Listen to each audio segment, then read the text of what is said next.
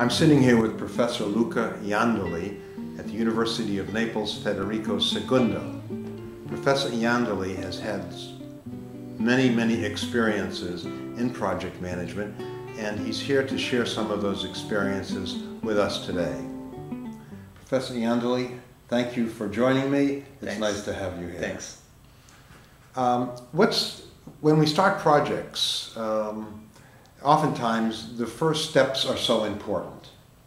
What is your experience, and what do you think is the most difficult challenge at the beginning of a project?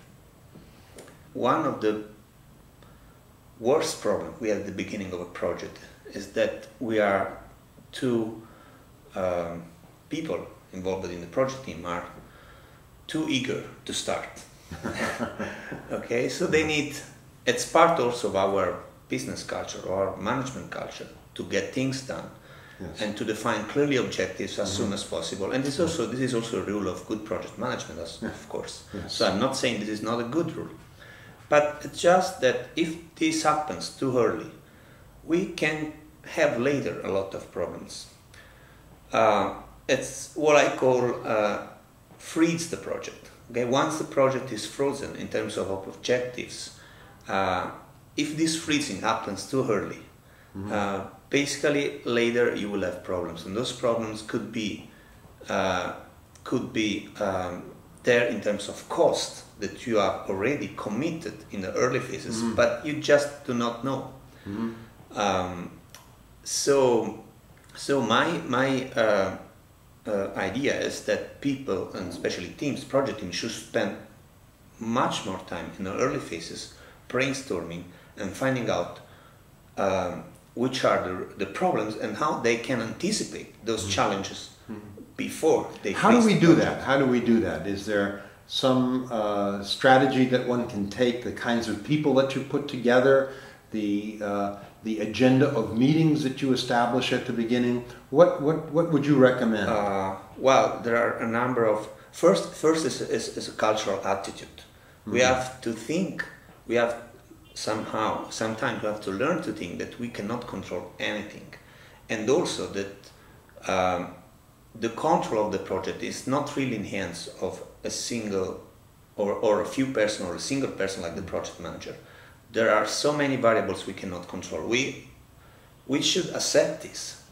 Of course, we know that, but in practice, our attitude is different. Exactly. So this is one problem. So first is mindset. But second, there are also techniques and a number of rules you can follow. First, I think, first and foremost, and it is very important how the team is composed. And one keyword here is diversity. Diversity means to have a number of, just to increase our chance of discovering as early as possible a number of problems that could come later. Diversity means we need a diversity in terms of background, diversity in terms of psychological characteristics, and especially in terms of the way we solve problems. We need cognitive diversity. So we may arrive at the same solution, but with different... looking at it from different points of view. Not only, also different ways, different problem-solving schemes. So the combination of different problem-solving schemes enhance a lot our problem-solving as a group. The only kind of diversity we do not need, definitely we do not need, is diversity in values. That's very detrimental for a group to work well. We have to share the values. We have to share the objective, the overall challenge. If our mindset is completely different on that respect, we will have problems. Because we will just fight each other because we do not have the same priorities.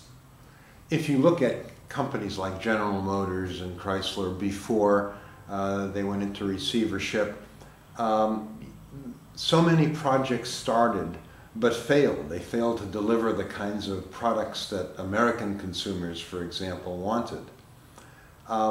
Is it the values that got in the way? Getting back to values, is it that they didn't share the right kind of values? because I can think of some values that encourage members of a project team to look outside the company and to experience what others have done, to look at the marketplace. And I can think of other companies that have cultures that force them to look inward and then almost ignore the external environment. And I'm thinking of the automobile companies, that for years the bureaucracies, the values, and beliefs of those bureaucracies kept them looking internally while other companies looked externally. So right. it's these values at the very beginning of a project that can condemn the project to failure. Do I understand correctly? Yeah, that could be a reason, definitely, especially in the automotive industry, in which, you know, the development of a new model, for instance, is a very complex process that has been somehow standardized, and in any case, you know, the risk with this standardization is that the rule of, the management rule becomes the priority over the content. So what really matters is to develop the product that way, no matter if the product is really capturing the customer needs. So it's taking your time at the beginning of a project to explore how am I going to go about this project. Yeah. Planning and open the company borders, open the team borders. Exactly. In this case, the diversity, for instance, helps you to open the borders. Customers' perspective as early as possible is very important.